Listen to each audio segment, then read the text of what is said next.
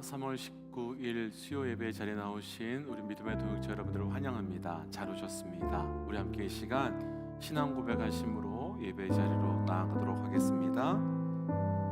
전능하사 천지를 만드신 하나님 아버지를 내가 믿사오며 그 외아들 우리 주 예수 그리스도를 믿사오니 이는 성령으로 인타하사 동정녀 마리아에게 나시고 본디오 빌라도에게 고난을 받으사 십자가에 못 박혀 죽으시고 장사한 지 사흘 만에 죽은 자 가운데서 다시 살아나시며 하늘에 오르사 전능하신 하나님 우편에 앉아 계시다가 저리로서 산 자와 죽은 자를 심판하러 오시리라. 성령을 믿사오며 거룩한 공예와 성도가 서로 교통하는 것과 죄를 사해 주시는 것과 몸이 다시 사는 것과 영원히 사는 것을 믿사옵나이다. 아멘. 우리 함께 하나님의 은혜를 찬양하며 예배 자리로 나아가겠습니다.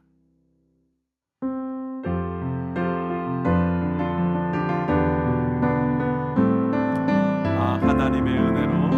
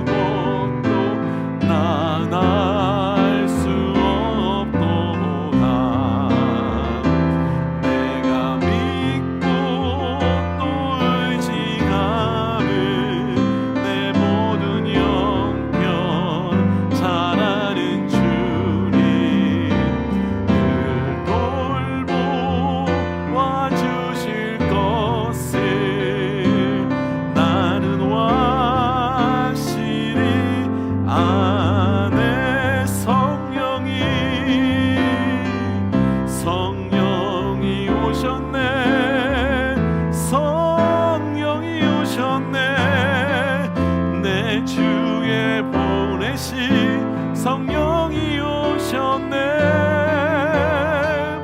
우리 인생 가운데 친히 찾아오셔서 그 나라 꿈꾸게 하시네.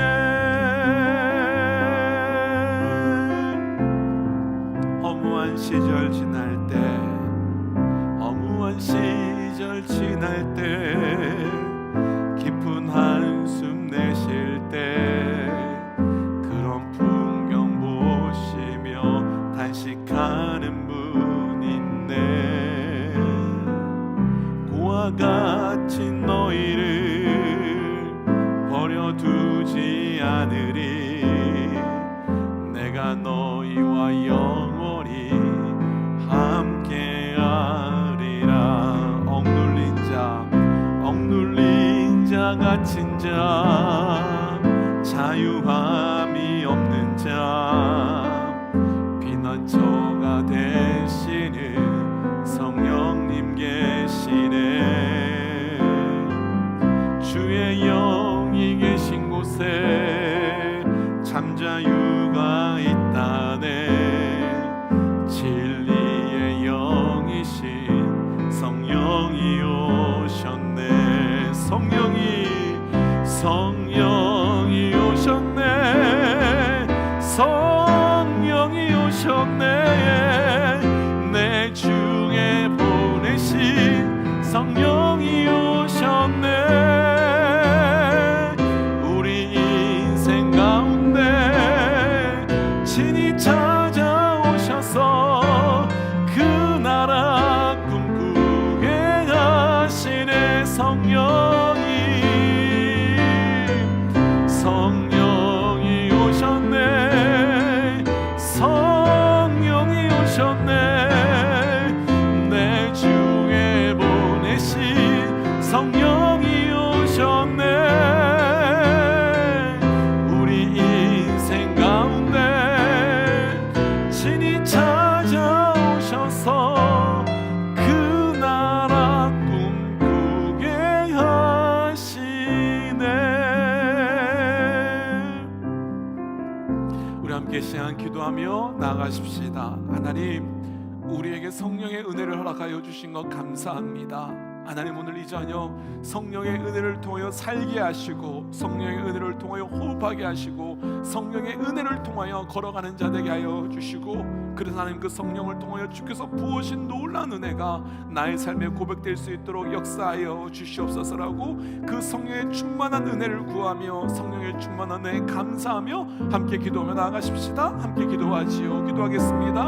하나님, 이 시간 우리에게 성령의 은혜를 주신 은혜 감사합니다. 아버지, 우리에게 허무한 시절과 혼미한 시절 가운데 성령으로 살아갈 자 되기로 나오니, 하나님 성령으로 살아갈 수 있는 은혜를 더하여 주셔서 성령으로 숨쉬며 성령으로 나가는 놀라운 은혜가 우리의 삶에 허락할 수 있도록 주님 인도하여 주시옵소서. 공부한 인생 가운데, 넘어진 인생 가운데 충만한 성령의 은혜를 더하여 주셔서 살게 하시고 호흡하게 하시고 걸어가는 놀라운 은혜가 우리 가운데 나타날 수 있도록 함께하여 주시옵소서. 하나님, 우리의 삶이 허무해 보일 때가 있고 공고해 보일 때가 있는데 성령을 허락하여 주셔서 살게 하여 주신 은혜에 감사합니다. 하나님, 우리가 허락하여 주신 그 허무한 때에 부어주신 십자가의 은혜, 성령의 은혜 붙들고 살아갈 수 있도록 역사하여 주시옵고, 그 은혜 속에 살아갈 때 놀라운 기름 부으심의 은혜가 우리 가운데 고백되어 갈 수 있도록 역사하여 주시옵소서. 하나님, 이 저녁 이제 함께 또 말씀으로 나아갈 때 말씀을 통하여 허무한 시절 가운데 있는 새로운 은혜를 찾게 하시고, 새로운 은혜를 통하여 허무한 것이 아니라 진리의 은혜로 나아갈 수 있는 저녁 될 수 있도록 우리 가운데 좌정하시고 역사하시고 함께하여 주시옵소서. 이 모든 말씀 예수님 이름으로 기도하였습니다. 아멘. 오늘 우리가 함께 나눌 말씀은 사도행전 25장 1절부터 12절까지입니다. 먼저 함께 말씀을 천천히 읽고 묵상하고 또 말씀을 나누겠습니다. 함께 본문을 읽어보도록 하겠습니다. 베스토가 부임한 지 3일 후에 가이사랴에서 예루살렘으로 올라가니 대제사장들과 유대인 중 높은 사람들이 바울을 고소할세 베스토의 호의로 바울을 예루살렘으로 옮기기를 청하니 이는 길에 매복하였다가 그를 죽이고자 함이더라. 베스토가 대답하여 바울이 가이사랴에 구류된 것과 이웃과 자기도 멀지 않아 떠날 것을 말하고 또 이르되 너희 중 유력한 자들은 나와 함께 내려가서 그 사람에게 만일 좋지 아니한 일이 있거든 고발하리라 하니라. 베스토가 그를 가운데 8일 혹은 10일을 지낸 후 가이사랴로 내려가서 이튿날 재판 자리에 앉고 바울을 데려오라 명하니 그가 나오매 예루살렘에서 내려온 유대인들이 둘러서서 여러 가지 중대한 사건으로 고발하되 능히 증거를 대지 못한지라. 바울이 변명하여 이르되 유대인의 율법이나 성전이나 가이사랴나 내가 도무지 죄를 범하지 아니하였노라 하니 베스토가 유대인의 마음을 얻고자 하여 바울더러 묻되 내가 예루살렘에 올라가서 이 사건에 대하여 내 앞에서 신문을 받으려니와 바울이 이르되 내가 가이사의 재판 자리 앞에 섰으니 마땅히 거기서 신문 받을 것이라. 당신도 잘 아시는 바와 같이 내가 유대인들에게 불의를 행한 일이 없나이다. 만일 내가 불의를 행하여 무슨 죄를 지었으면 죽기를 사양하지 아니할 것이나 만일 이 사람들이 나를 고발하는 것이 다 사실이 아니면 아무도 나를 그들에게 내줄 수 없나이다. 내가 가이사에게 상소하노라 한데 베스토가 배석자들과 상의하고 이르되 내가 가이사에게 상소하였으니 가이사에게 갈 것이라 하니라. 아멘. 함께 이 시간 기도하고 또 우리 말씀의 자리로 나가도록 하겠습니다. 함께 기도하겠습니다. 하나님, 오늘도 우리를 이 저녁 말씀의 자리, 예배의 자리로 불러주신 것 감사합니다. 오늘도 하나님께서 우리에게 말씀하시는 음성을 온전히 듣고 주께 나아가는 시간 될 수 있도록 우리와 함께하여 주시옵소서. 이 모든 말씀 예수님 이름으로 기도하였습니다. 아멘. 오늘 말씀은 우리가 계속해서 묵상하고 있는 사도행전 말씀으로 허무한 시절 지날 때라고 하는 말씀의 제목입니다. 아마 우리 믿음의 동역자들 가운데서도 경험하신 분들도 계시겠지만 살다 보면 살아가는 것이 허무하게 느껴질 때가 있습니다. 열심히 살았는데도 아무것도 된 것 없고 무엇을 한다고 했는데도 변한 것이 없을 때, 그래서 오늘 말씀 제목 그대로 허무한 시절을 보내는 때와 같은 때가 분명히 있습니다. 그러나 그런 허무한 시간들 속에 분명한 것 한 가지가 있는데 하나님의 사람에게는 절대로 허무하고 의미 없는 시간이 없다는 것입니다. 하나님 함께 하시고 성령께서 우리 가운데 임재하시는 한 절대로 허무하고 의미 없는, 그래서 허무하다고 말할 수 있는 그 순간조차도 하나님께서는 분명히 우리 가운데 일하시고 역사하고 계시는 시간들입니다. 이제 오늘 말씀을 통해 우리의 모든 순간, 특별히 허무하다고 느껴지는 그때에 하나님께서 어떻게 역사하시는지 함께 묵상해 보고 싶습니다. 축복하기는 우리 삶의 모든 순간에서 하나님의 일하심이 발견되시길, 그리고 그를 통해서 하나님의 뜻이 우리 가운데 이루어진 은혜가 경험되어 가시기를 주의 이름으로 축복하며 도전합니다. 먼저 오늘 말씀에서는 바울의 허무한 삶이 무엇인지를 함께 묵상해 보고 싶은데요, 먼저 본문의 1절부터 3절까지 말씀 함께 읽어보겠습니다. 1절부터 3절까지입니다. 함께 읽어볼까요? 베스토가 부임한 지 3일 후에 가이사랴에서 예루살렘으로 올라가니 대제사장들과 유대인들 중 높은 사람들이 바울을 고소할세 베스토의 호의로 바울을 예루살렘으로 옮기기를 청하니 이는 길에 매복하였다가 그를 죽이고자 함이더라. 아멘. 오늘 말씀의 상황은 바울에게 완전히 허무한 시간입니다. 지난주 말씀에서 바울은 유대인들의 눈치를 보느라 바울이 죄가 없다는 것을 알면서도 감옥에 두었던 벨리스 총독 때문에 허무하게 2년이나 감옥에 갇혀 있었습니다. 그렇게 2년이 지나고 벨릭스는 로마로 돌아가게 되고 이후에 후임자로 베스토라는 사람이 총독으로 오게 되었습니다. 그런데 새로운 총독이 오자 대제사장들과 유대인들은 또다시 바울을 고소하면서 가이사랴에 있는 바울을 예루살렘으로 데려와서 재판을 받을 수 있게 해달라고 요청합니다. 그러나 이들이 이렇게 요청한 진짜 이유가 있었습니다. 그 이유는 우리가 조금 전에 읽었던 3절 말씀처럼 바울이 가이사랴에서 예루살렘으로 올라오는 길에 매복해 있다가 바울을 죽이려고 했기 때문입니다. 혹시 여기까지 딱 들으시고 비슷한 사건이 생각나는 것 없으신지요? 맞습니다. 우리가 앞서 나눴던 사도행전 23장에서도 유대인들이요 바울을 고소했고, 고소한 유대인들이 매복해 있다가 바울을 죽이려고 했었습니다. 그러니까 바울이 감옥에 2년 동안 있었는데 2년이나 지났음에도 불구하고 달라진 것 하나도 없이 바울을 죽이려고 하는 사람들과 사건이 그대로입니다. 사실 조금만 상황을 보면 상황이나 여건이 그대로가 아니라 더 나빠졌다는 것 또한 알 수 있습니다. 2년 전에는요 벨릭스는 바울에게 죄가 없는 것을 알고 감옥에 가두긴 했지만 유대인들에게 내어주지 않았고 편안하게 사람들을 만날 수 있게 해주었습니다.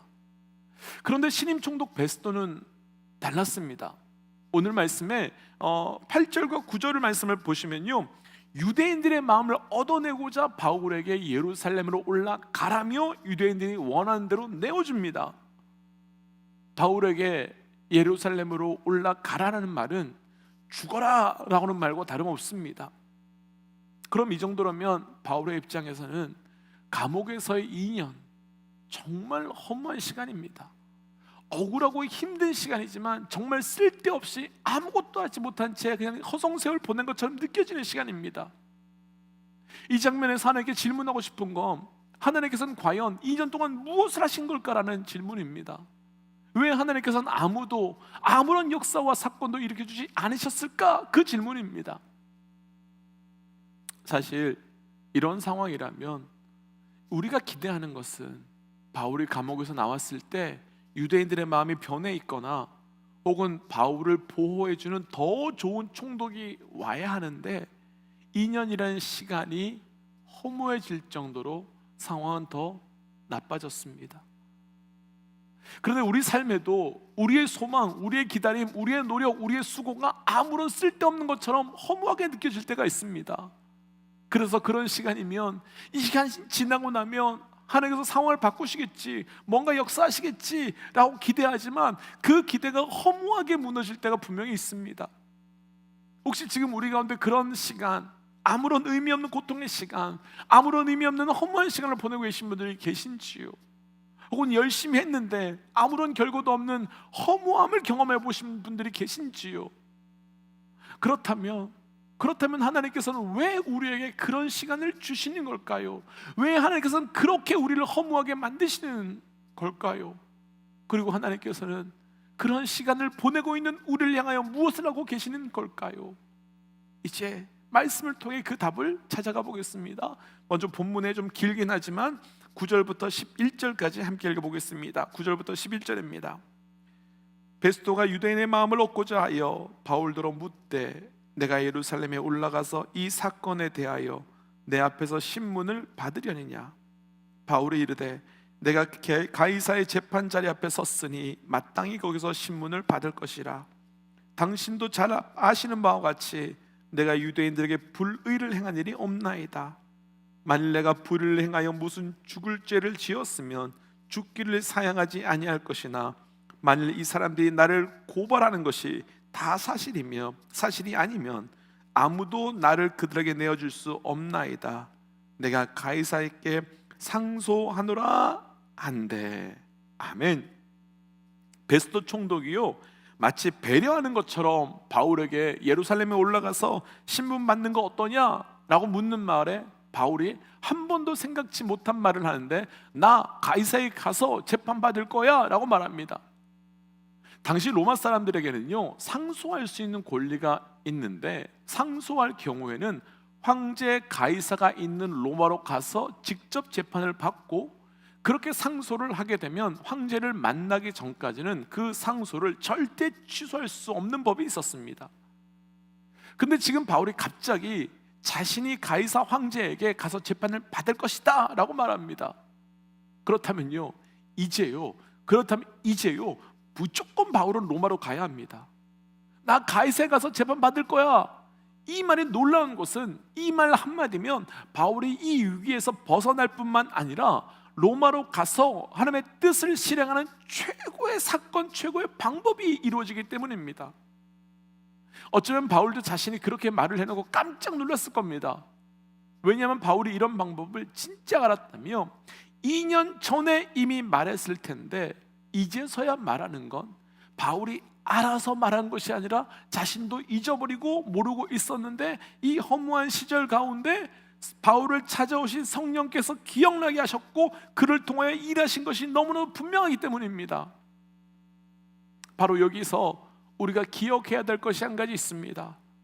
우리의 삶에 씨를 뿌리고 물을 주고 기다리는 것이 허무해 보이지만 그 허무한 사건은 아무것도 이루어지지 않는 그런 시간이 아니라 하나님의 열매가, 하나님의 역사가 준비되고 있는 시간이라는 겁니다. 그리고 반드시 하나님께서는 그 시간을 통해서 역사하신다는 겁니다. 사랑하는 믿음의 독자 여러분, 허무한 시간 속에, 허무한처럼 보이는 것 그 시간 속에 땅 속에서 뿌리가 내리고 그 열매가 자라고 새싹이 자라는 것을 볼 수 있는 영적 은혜가 있기를 주의 이름으로 도전합니다.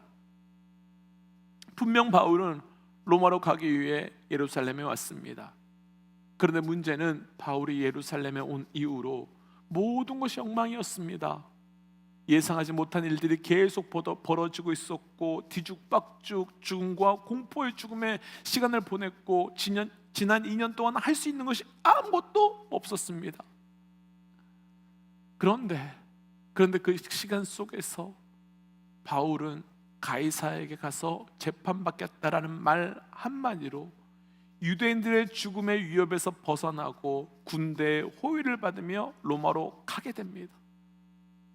하나님께서 우리의 삶을 인도해 주실 때 앞뒤 딱 맞게 인도해 주실 때가 있지만 어떤 때는 정신없는 가운데 뒤죽박죽 마치 감옥에 2년을 갇혀 있는 것처럼 갇히게 하실 때가 있지만 사람을 그 길을 계획하더라도 인도하시는 분은 하나님이시고 울며 씨를 뿌리는 자더라도 기쁨으로 단을 거두게 하시는 분이 하나님이시라는 겁니다.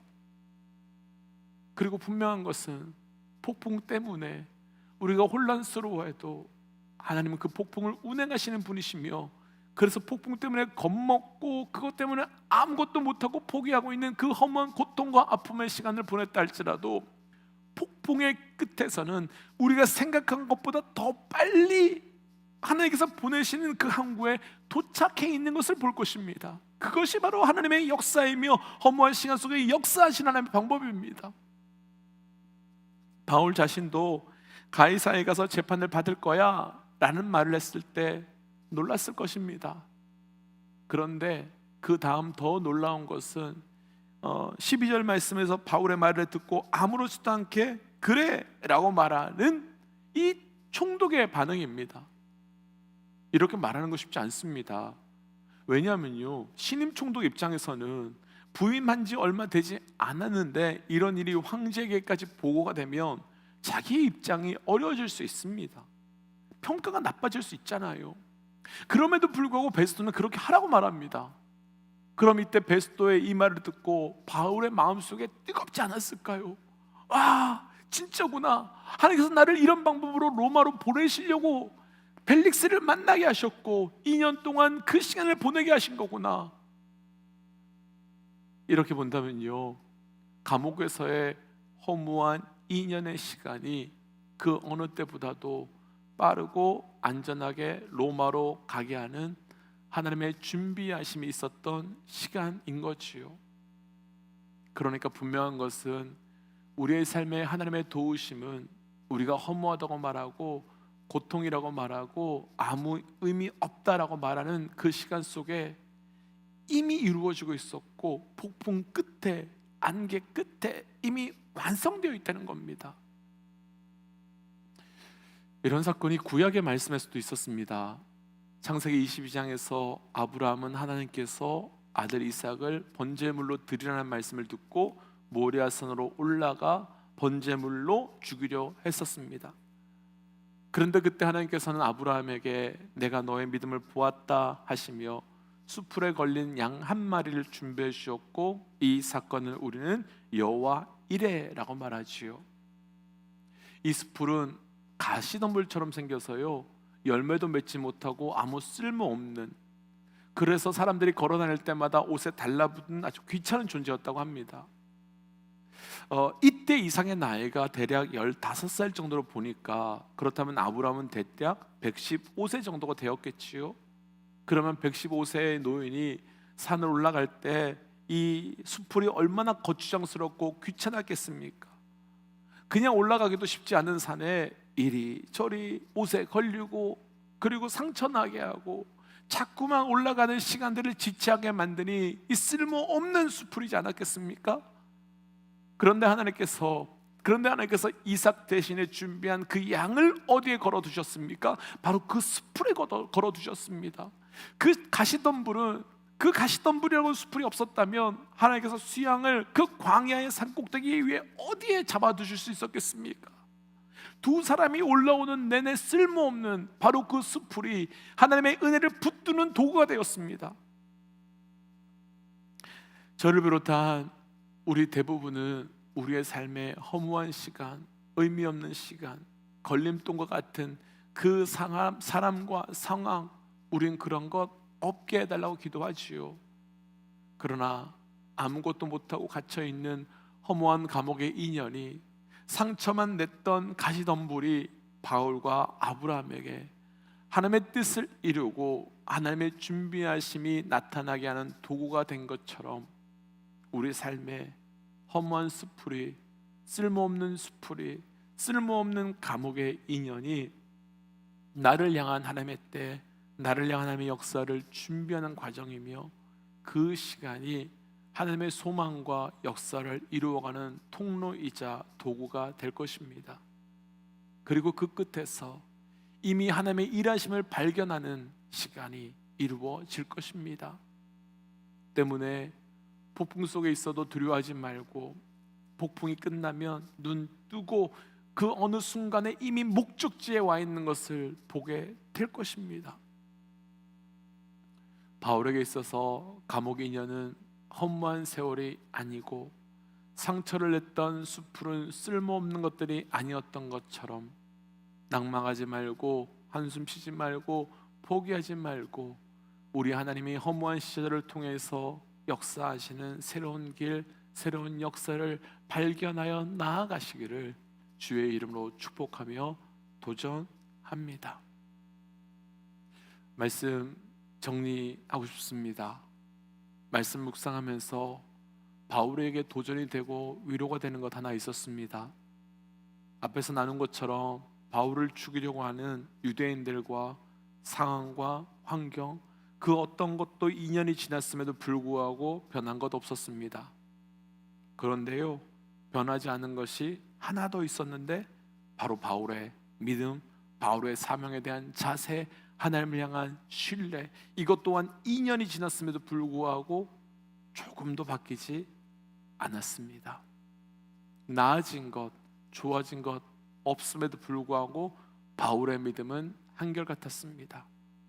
우리에게 이런 허무한 2년의 시간이 있었다면 우리의 신앙은, 우리의 믿음은 어떻게 되었을까요?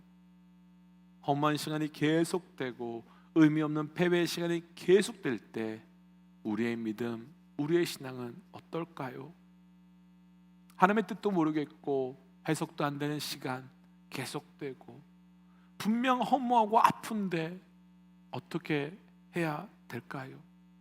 이유도 모르겠고 섭리도 모르겠는데 과연 하나님의 뜻이 있다라고 말하는데 어떻게 해야 될까요?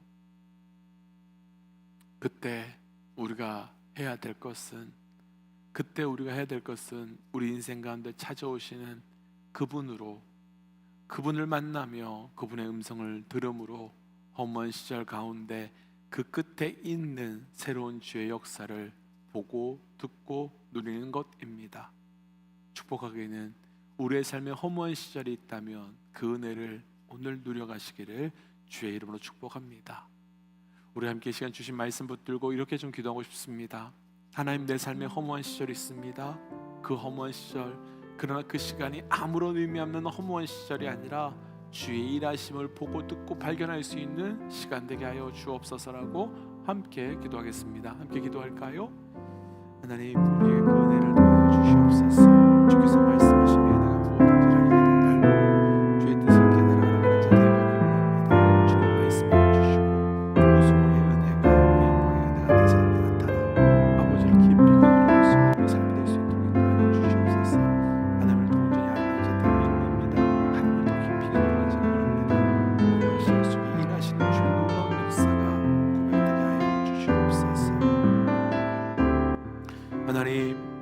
우리의 삶에 허무하고 아무것도 없는 것 같은 그때에 우리 하나님의 놀라운 살아계심의 역사를 발견하고 고백되게 역사하여 주시옵소서. 허무한 것처럼 아무 의 없는 것처럼 보이는 그때 이미 일하시고 역사하시는 나의 주 나의 하나님을 보고 듣고 간증하기 원하오니 하나님 우리의 삶에 그 놀라운 은혜가 고백되어 갈 수 있도록 인도하여 주시옵소서. 이 모든 말씀 예수님 이름으로 기도하오며 너희는 이렇게 기도하라. 하늘에 계신 우리 아버지여, 이름이 거룩히 여김을 받으시오며 나라의 임하옵시며 뜻이 하늘에서 이루어진 것 같이 땅에서도 이루어지리이다. 오늘날 우리에게 일용할 양식을 주시고 우리가 우리에게 죄 지은 자를 사하여 준 것 같이 우리의 죄를 사하여 주옵시고 우리를 시험에 들게 하지 마옵시고 다만 악에서 구하옵소서. 대개 나라와 권세와 영광이 아버지께 영원히 있사옵나이다. 아멘. 사랑하는 믿음의 동지 여러분, 우리의 삶에 허무한 것처럼 아무것도 없는 것처럼 보이는 그 시간 속에서도 하나님 일하실 줄 믿습니다. 오늘 남은 저녁도 하나님께서 놀랍도록 찾아오신 은혜가 누려지시길 축복합니다. 우리 함께 선포하고 또 남아있는 저녁 은혜로 보내시기를 축복합니다. 함께 선포하지요. 하나님은 살아계십니다. 아멘. 승리하십시오. 주의 은혜가 가득하기를 주의 이름으로 축복합니다.